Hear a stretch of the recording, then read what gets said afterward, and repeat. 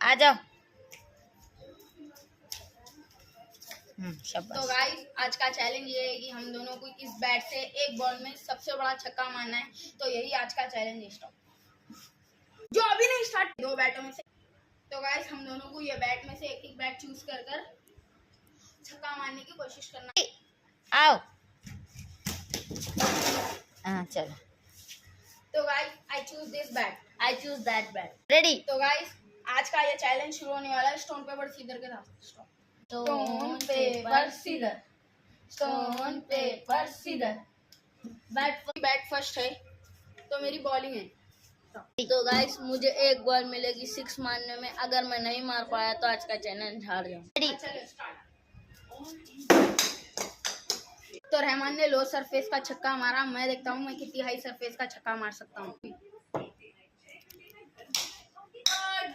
तो गाइस आज का चैलेंज मैं जीत चुका हूँ।